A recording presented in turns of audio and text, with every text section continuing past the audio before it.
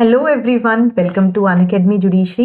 This is Vishwani Bansal. So आज की video में हम इम्पॉर्टेंट टॉपिक्स डिस्कस करने वाले हैं सीपीसी के regarding your Haryana ADA exam. So जिसमें से जनरली आपके क्वेश्चंस आने के चांसेस होते हैं, वो चीज़ें जो हैं मैं आज की क्लास में डिस्कस करने वाली हूँ। इससे पहले कि हम लेक्चर शुरू करें, आप मुझे अनअकैडमी पे फॉलो कर सकते हो। स्पेशल क्लासेस में मैं आपको तैयारी करवाऊंगी जो टोटली फ्री ऑफ कॉस्ट होंगी, आप उसको ज्वाइन कर सकते हो। साथ के साथ ये पार्ट 1 है, ठीक है। 10 डेज का एक मिनी बैच होगा आपका, जो कि यूट्यूब क्लासेस पे ही स्टार्ट हो रहा है, ठीक है। आपको डेली क्लासेस जो हैं यूट्यूब पे भी अवेलेबल होंगी for 10 days. Apart from this, इसके अलावा आप ये बैच ज्वाइन कर सकते हो जो कि 3 महीने का है। 9 मार्च से स्टार्ट होगा, ठीक है। 9 मार्च से बैच स्टार्ट हो रहा है। 10 मार्च से अब मैं सीपीसी स्टार्ट कर रही हूँ इसी बैच में। सो ये ऑफर जो है ये आपको सिर्फ जो बैच है बहुत चीपर प्राइस पे अवेलेबल है, 6500 पे, पहले 100 सब्सक्राइबर्स के लिए। बाय यूजिंग दिस कोड, इसका लिंक जो है डिस्क्रिप्शन बॉक्स में मिल जाएगा, ठीक है। सो ये सारी आपको डिटेल्स जो हैं यहाँ पे अवेलेबल हैं। सो ये कोड यूज करना मत भूलिएगा, सो दैट आपको ये जो ऑफर है आपको 6500 पे मिले। So let's start with our today's lecture. So daily हम जो है थोड़ा थोड़ा करके मैं आपकी रिवीजन करवाऊंगी।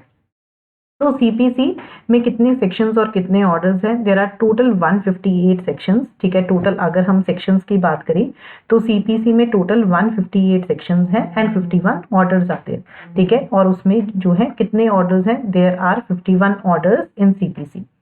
सो ये सीपीसी कब फोर्स में आया था? It came into force on 1 Jan 1909 को जो है सीपीसी फोर्स में आया था। सो सीपीसी कहाँ पे एक्सटेंड करता है? ये सारे इंडिया पे एक्सटेंड करता है। Now this extends to the state of Jammu and Kashmir also, but ये कहाँ पे नहीं एक्सटेंड करता है? State of Nagaland and tribal areas पे नहीं एक्सटेंड करता है, ठीक है। स्टेट गवर्नमेंट अपनी नोटिफिकेशन में, ऑफिशियल गजट में वो नोटिफाई कर सकती है कि ये इन पार्ट पे या किसी पार्ट पे एक्सटेंड करता है, बट ये this does not extend to the state of Nagaland and the tribal areas. Now एक होता है डिक्री, एक होता है जजमेंट, ठीक है। सीपीसी आप पढ़ोगे तो कोई भी सिविल सूट कैसे कमेंस होता है? सबसे पहले सिविल सूट में प्लेन प्रेजेंट की जाती है, ठीक है। तो सिविल सूट में एक डिक्री होता है जो कोर्ट पास करती है, एक जजमेंट होता है। So after the conclusion of trial, जब सिविल सूट में ट्रायल कंक्लूड हो जाता है तो कोर्ट जजमेंट जो है वो डिलीवर करती है, ठीक है। जजमेंट के रिगार्डिंग जो रूल है that is given in order 20 में दिए हुए हैं।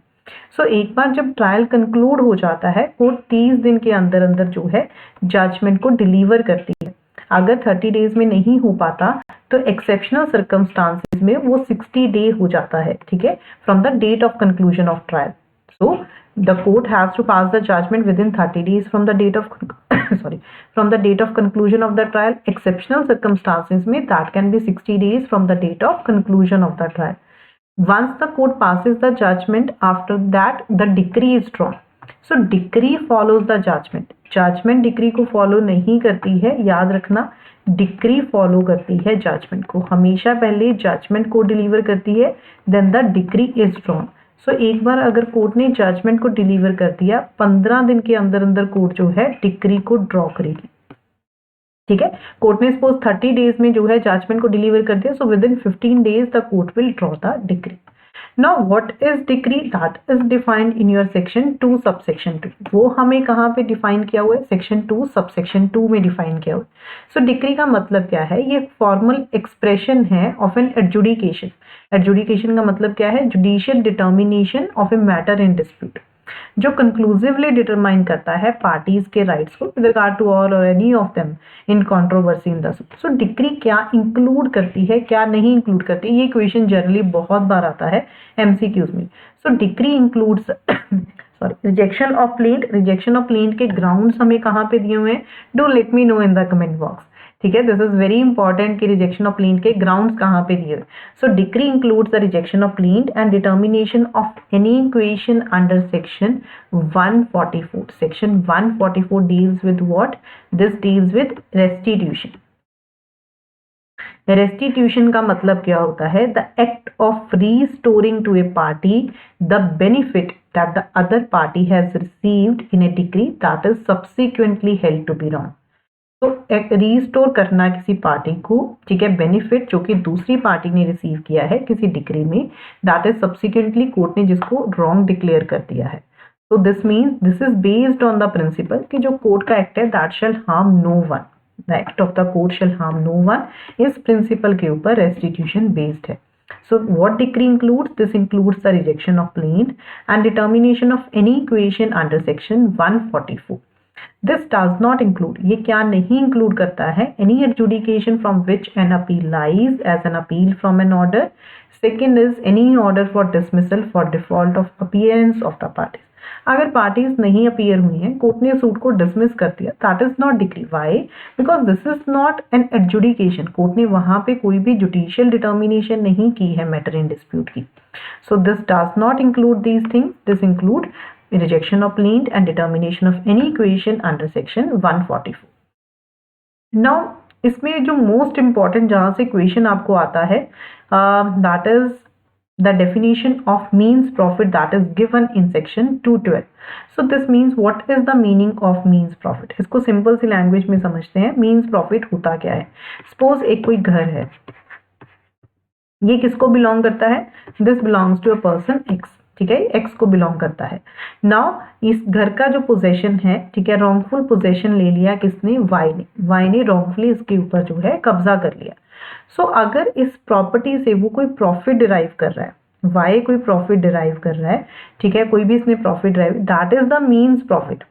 तो मीन्स प्रॉफिट का मतलब क्या होता है? दोज प्रॉफिट जो पर्सन जिसने रॉन्गफुल पोजेशन लिया है प्रॉपर्टी का, वो इस प्रॉपर्टी से एक्चुअली रिसीव कर रहा है, या वो रिसीव कर सकता था, प्लस हम इसके साथ क्या लगाएंगे? इंटरेस्ट लगाएंगे. सो एक्स ने जो, वाई ने जो है प्रॉपर्टी के ऊपर रॉन्गफुल पोजेशन किया, तो एक्स जो है सूट फाइल कर सकता है मीन्स प्रॉफिट के लिए प्लस इजेक्टमेंट के लिए. So this includes the interest, profit plus interest. But ये क्या चीजें नहीं इंक्लूड करता है? सपोज इसने जो है, वाई ने क्या किया, इस प्रॉपर्टी में जो है एक रूम बना लिया. सो अगर वो कोई उससे कोई प्रॉफिट डिराइव कर रहा है, सो वो चीज जो है मीन्स प्रॉफिट में नहीं आएगी. So this shall not include the profits due to the improvements made by the person in wrongful possession. Now next important definition is that is legal representative, that is defined in 211. LR का मतलब क्या होता है? Legal representative का मतलब क्या है कि अगर पर्सन की सपोज एक ही डेथ होगी, उसको केस में उसका उसका सन है, ठीक है, that is representative, that is the legal representative. कोई सा नियर रिलेटिव उसको रिप्रेजेंट करे, that is the LR. So LR means a person जो लॉ में रिप्रेजेंट कर रहा है किसी पर्सन की एस्टेट को. ये इंक्लूड करता है कोई भी पर्सन जो इंटरमेडल कर रहा है with the estate of the deceased, या फिर जहां पे पार्टी ने सू किया है, सूड इन अ रिप्रेजेंटेटिव कैरेक्टर, पर्सन जिसमें एस्टेट डिवॉल्व होएगी पार्टी की डेथ पे, that is the meaning of LR under your section 2 sub section 11. Now इसमें जो आपको और डेफिनेशंस, वैसे अपनी रीडिंग सबको देनी है, हम बैच में ही करेंगे. सो मोस्ट इंपॉर्टेंट वन मैं आपको जो है जल्दी से रिवाइज करवा देती हूँ. सो ऑर्डर किस में डिफाइंड है? That is defined in 214. Order का मतलब क्या है? This means the formal expression of a decision of a civil court, जो कि डिक्री नहीं है. तो formal expression decision of a civil court, that is not decree. तो order is defined where? This is defined in 214. Judgment is defined where? This is defined in 29.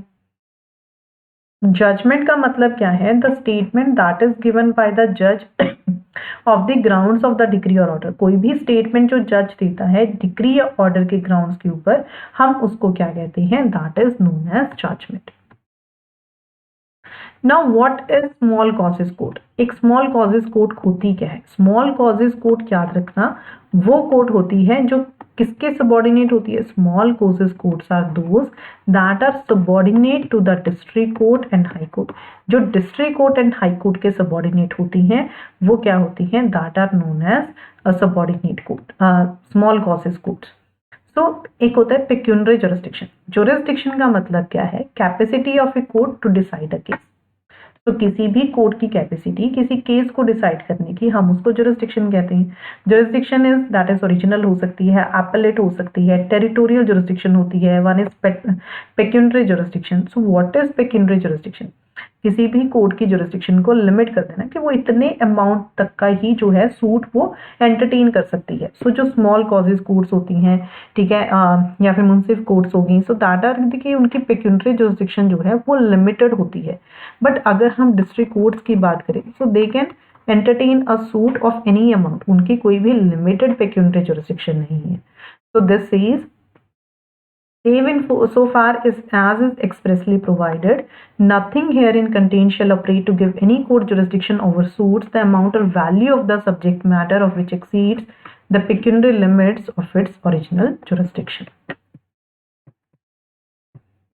Next is that is jurisdiction. मैंने आपको बता दिया क्या होती है ना। Courts की जुरिस्डिक्शन है कि वो जो सिविल कोर्ट्स है उनके जुरिस्डिक्शन है कि वो सारे सूट्स को ट्राई कर सकती हैं जो सिविल नेचर के हैं, that pertains to one's persons rights, right जो उसके रिलेट करते हैं, ठीक है, उससे रिलेटेड वो कोई भी सूट जो है सिविल नेचर का ट्राई कर सकते हैं, except but there is an exception that is attached to that, कि अगर वो सूट जो है वो एक्सप्रेसली या इम्प्लाइडली बार्ड नहीं होना चाहिए। What is the meaning of expressly board?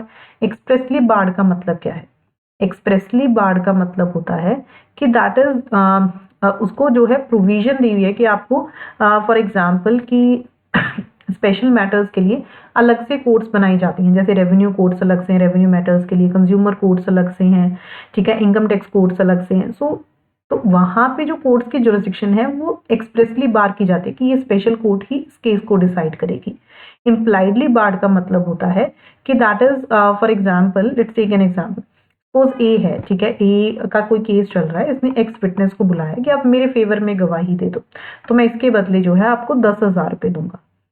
अब उसने एक्स ने गवाही दे दी, ए ने दिए नहीं पैसे, तो एक्स क्या करेगा? एक्स अब बोलेगा कि मैं सूट फाइल कर दूं, तो एक्स यहाँ पे सूट फाइल नहीं कर सकता, दैट इज इम्प्लाइडली बार्ड, ठीक है, इसको लॉ इम्प्लाइडली बार्ड करता है। तो कोर्ट्स के पास जुरिस्डिक्शन है कि वो ट्राई कर सकती हैं suits of civil nature except suits जिनका कॉग्निजेंस जो है दैट इज एक्सप्रेसली और that is impliedly barred. Now one is stay of suit. Stay of suit का मतलब क्या होता है? That is res subjudice. This says कि अगर एक कोर्ट में ऑलरेडी एक सूट पेंडिंग है, ठीक है, सेम मैटर को लेके, सेम इशू, सेम पार्टीज के बीच में, तो आप दोबारा से वही कोर्ट जो है, वही सूट जो है आप इंस्टीट्यूट नहीं कर सकते हो किसी कोर्ट पे। तो रेस्ट सब्जुडिस का मतलब होता है ऑलरेडी जब वो पेंडिंग है suit, during the pendency of the suit.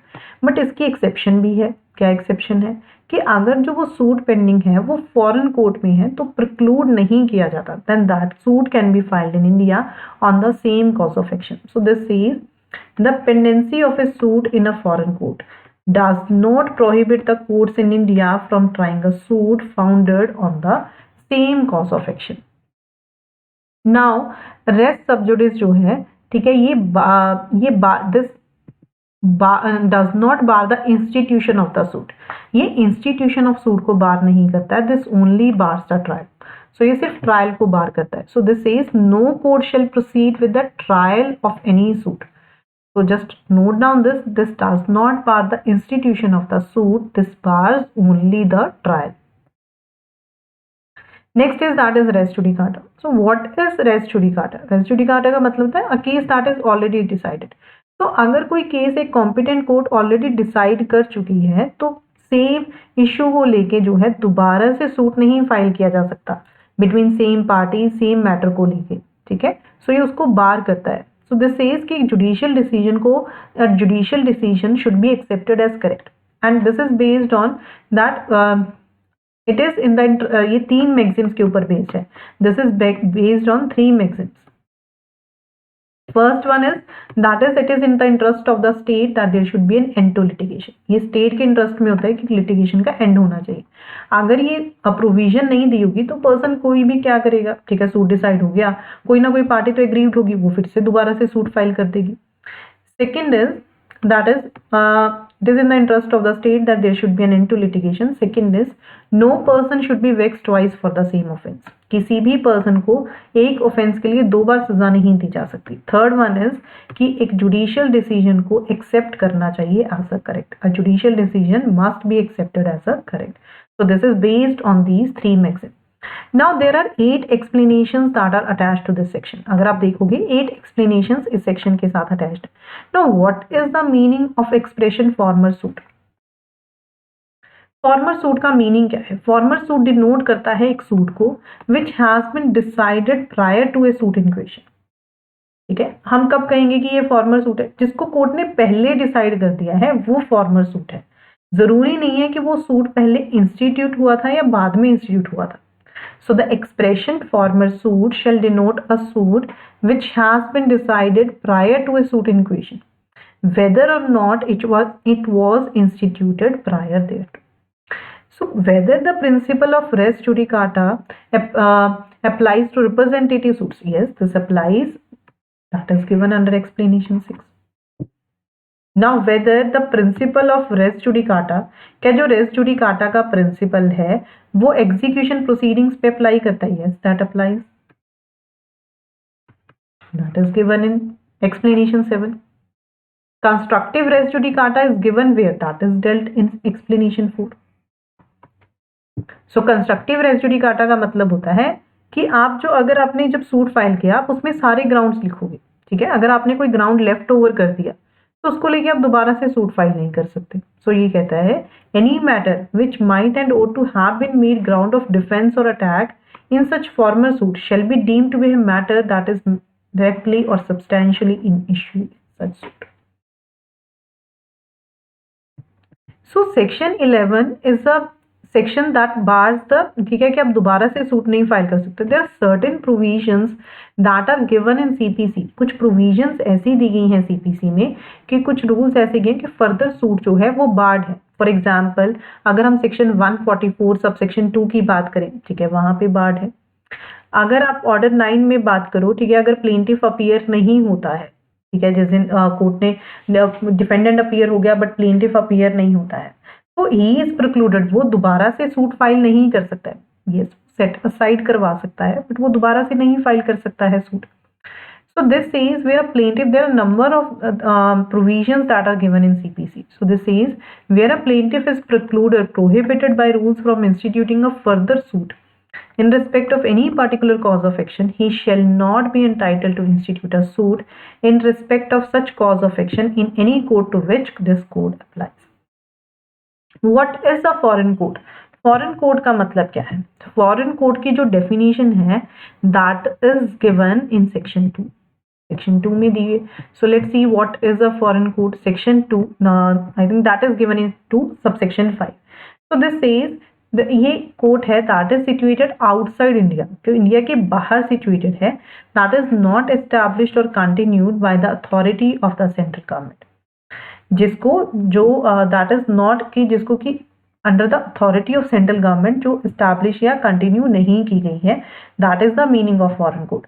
अगर फॉरेन जजमेंट का मतलब क्या है कि कोई भी जजमेंट जो फॉरेन कोर्ट डिलीवर करती है, दैट इज फॉरेन जजमेंट। अब क्या फॉरेन जजमेंट कंक्लूसिव होगी या नहीं होगी, ये इसका आंसर हमें कौन सी प्रोविजन देती है, that is given in section 30। ये कहता है कि फॉरेन जजमेंट कंक्लूसिव होगी। कंक्लूसिव कब होगी? अगर वो ये 6 बार्स क्रॉस कर लेता है, that is given in section 30, then that will operate as res judicata, otherwise not. So this says a foreign judgment shall be conclusive as to any matter thereby directly adjudicated upon between the same parties or between parties under whom they or any of them claim litigating under the same title, except where it has not been pronounced by a court of competent jurisdiction, where it has not been given on the merits of the case, ठीक है, जहाँ पे वो merits पे नहीं की गई। अगर कोर्ट ने रिफ्यूज कर दिया, ठीक है, उसने इनकरेक्ट व्यू ले लिया इंटरनेशनल लॉ का या इंडियन लॉ को रिकॉग्नाइज करने से मना कर दिया, then that is not conclusive. If that is opposed, we know that किसी भी केस में प्रिंसिपल ऑफ नेचुरल जस्टिस को फॉलो करना जरूरी होता है, नहीं किया तो दैट इज नॉट। अगर वो where that has been obtained by fraud, ठीक है, अगर वो फ्रॉड से हुआ, that is not. Where it sustains a claim founded on the breach of any law in force in India, that is कि foreign judgment जो है, foreign judgement then अगर ये 6 बार्स को क्रॉस कर लेती है तो फॉरेन जजमेंट जो है कंक्लूसिव होगा ना। कोर्ट प्रिज्यूम कर सकती है कि जब फॉरेन जजमेंट को अगर कोई भी डॉक्यूमेंट प्रोड्यूस किया गया जो सर्टिफाइड कॉपी है फॉरेन जजमेंट की, तो ये प्रिजम्पशन ड्रॉ करके चलेगी कोर्ट की जो जजमेंट है वो एक कॉम्पिटेंट जुरिस्डिक्शन की कोर्ट ने पास की है, अनलेस कि उसको जो है प्रूव ना कर दिया जाए कि नहीं इस कोर्ट की जुरिस्डिक्शन नहीं थी। So presumption as to foreign judgment, this is rebuttable presumption of law, but certified copy होनी चाहिए।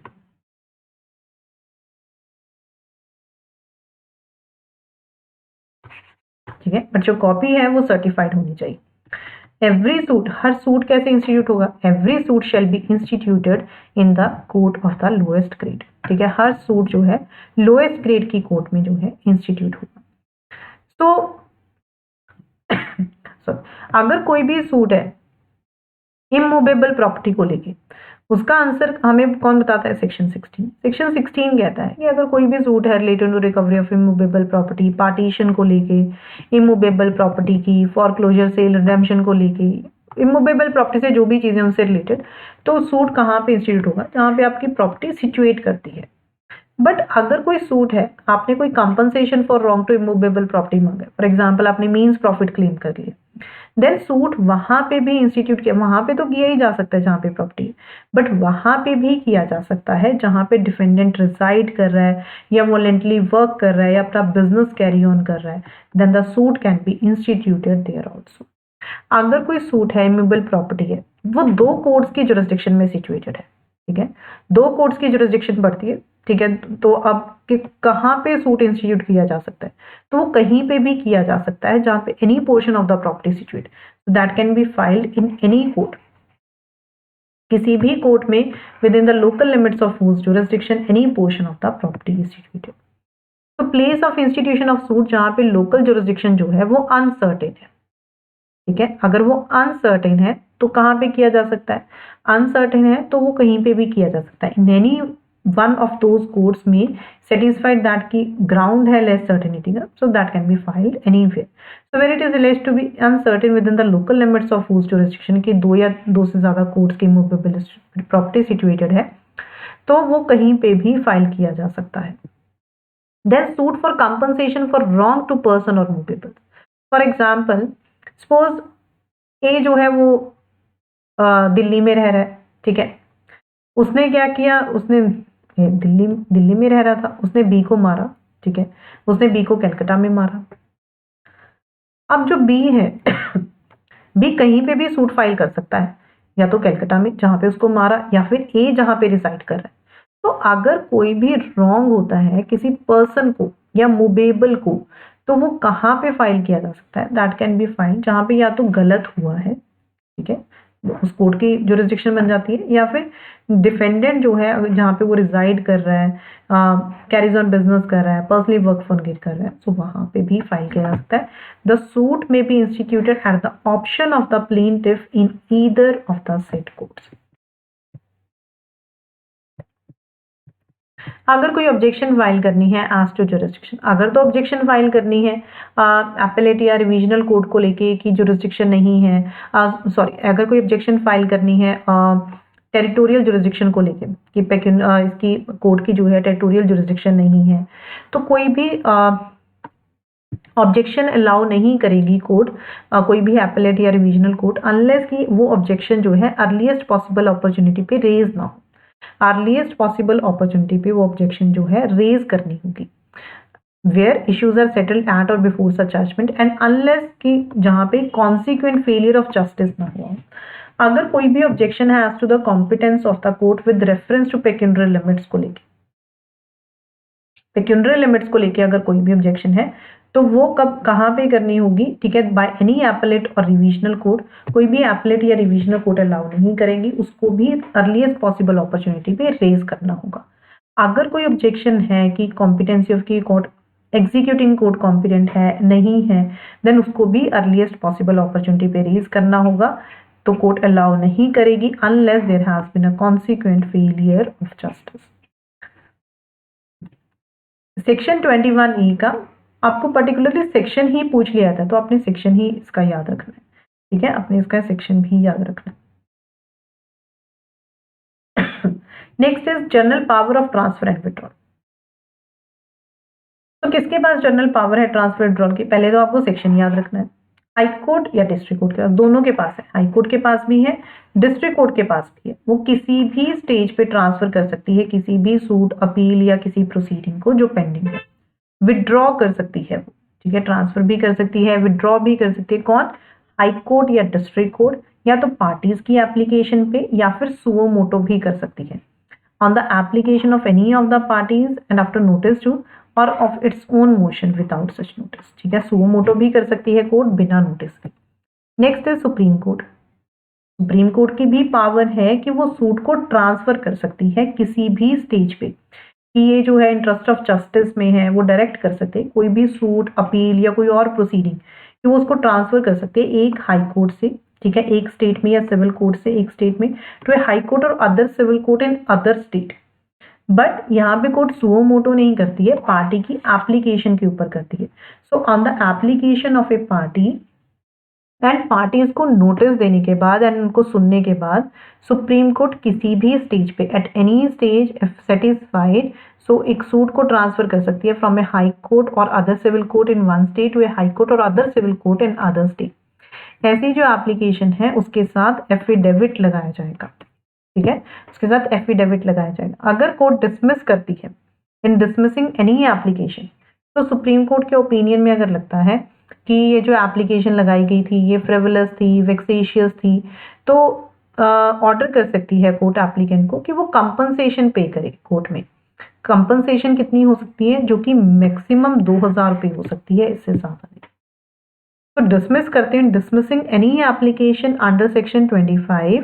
जो सुप्रीम कोर्ट है अगर उसको लगता है कि जो ये एप्लीकेशन है ये फ्रिवलस है, वेक्सेशियस है, तो ऑर्डर कर सकती है एप्लीकेंट को कि आप जो है कंपनसेशन पे करो जो 2000 रुपये से ज्यादा एक्सीड नहीं करेगी। ना कोई भी सूट इंस्टीट्यूट कैसे होता है, तो मैंने आपको स्टार्टिंग में ही बताया, हर सिविल सूट कमेंस होता है जब प्लेंट प्रेजेंट की जाती है read with order for. Plaint कैसे फाइल की जाएगी, that is filed in always in duplicate, ठीक है। डुप्लीकेट कौन फाइल करता है, इसको प्लेंटिव फाइल करता है। इसके रूल्स हमें कहाँ पे दिए, order 7 given in order 7। And कोई भी प्लेंट है उसमें फैक्ट्स कैसे प्रूव होंगे, that is prove by the affidavit. I hope आपकी अच्छी से रिवीजन हो रही है, ठीक है। मुझे कमेंट बॉक्स में जरूर बताना लेक्चर आपको कैसा लगा।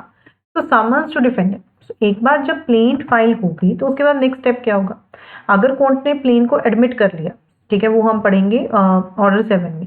तो प्रोसीजर क्या होता है, डिफेंडेंट को उतनी कॉपी सप्लाई करनी होते हैं जितने प्लेंटिफ को उतनी कॉपी सप्लाई करनी होती है जितने डिफेंडेंट्स है, प्लस उसको फी डिपॉजिट करवानी होती है। तो जब भी कोई सूट इंस्टीट्यूट होता है, समन्स इशू किए जाते हैं डिफेंडेंट के कोर्ट में अपीयर हो एंड आंसर करे, एंड कितने डेज में आंसर करे, 30 डेज में from the date of institution of the suit. Then will read in order 8 कि इसको एक्सटेंड भी कर सकती है court, that can be extended 90 days from the date of institution, ठीक है, from the date of service of summons. Next important is that is penalty for default. तो court compel कर सकती है अटेंडेंस ऑफ एनी पर्सन जिसको summons issue हुए हैं section 30 में, कैसे कर सकती है, उसके लिए वो वारंट इशू कर सकती है, उसको अरेस्ट करवा सकती है, उसकी प्रॉपर्टी को अटैच कर सकती है या बेच सकती है, या फिर इम्पोज कर सकती है फाइन उसके ऊपर जो एक्सीड नहीं करेगा 5000 रुपये से ज़्यादा, ऑर्डर कर सकती है, उसको सिक्योरिटी बोल सकती है भरने के लिए, उसकी अपीयरेंस के लिए। अगर वो कोई भी डिफॉल्ट करता है तो कोर्ट उसको सिविल प्रिजन में डाल सकती है, ठीक है। सो अगर कोई भी कोर्ट कंपेल कर सकती है एक पर्सन की अटेंडेंस को जिसको समन्स इशू किए गए हैं सेक्शन 30 में, इस पर्पस के लिए कोर्ट के पास 4 ऑप्शंस हैं, या तो वो वारंट इशू करेगी, प्रॉपर्टी को अटैच करेगी या सील कर देगी, या फिर फाइन इम्पोज कर सकती है जिसके लिए हमें लिमिट प्रोवाइड की गई है, या ऑर्डर कर सकती है कि आप सिक्योरिटी फर्निश करो, नहीं करता तो जेल में डालेगी। जजमेंट एंड डिक्री का मैंने आपको पहले ही बता दिया, ऑर्डर 20 इसके साथ डील करता है, ठीक है, इसमें इसके रूल्स दिए हुए हैं। सो कोर्ट पहले जजमेंट को प्रोनाउंस करता है, ठीक है, जजमेंट के बाद जो है डिक्री उसको फॉलो करती है। तो कोर्ट पहले जजमेंट प्रोनाउंस करती है, उसके कुछ टाइम के बाद जो है 15 दिनों में डिक्री कोर्ट को ड्रॉ करनी होती है। तो नेक्स्ट जो है हम पार्ट, ठीक है, नेक्स्ट लेक्चर में करेंगे। आप जो है बैच को ज्वाइन कर सकते हो, जस्ट ज्वाइन दिस बैच। याद रखना पहले 100 सब्सक्राइबर्स के लिए सिर्फ 6500 के, अदरवाइज ये आपको 10,000 रुपये में ही मिलेगा। 9 सब्जेक्ट 90 दिन, इंटीग्रेटेड टेस्ट होंगे, लाइव क्लासेस होंगी, long with me 2 other educators are also teaching. 3 महीने का आपका बैच है, क्लासेस आपकी 9 मार्च से स्टार्ट हो जाएंगी। सो हरी अप लर्नर्स, ठीक है, टाइमली बैच ज्वाइन कर लेना। लिंक डिटेल्स जो हैं सारी डिस्क्रिप्शन बॉक्स में आपको मिल जाएंगी। And do join me on the Telegram channel so that कि आपको अदर अपडेट्स भी उस पर मिल जाए। Thank you so much everyone. I am just ending the session here only.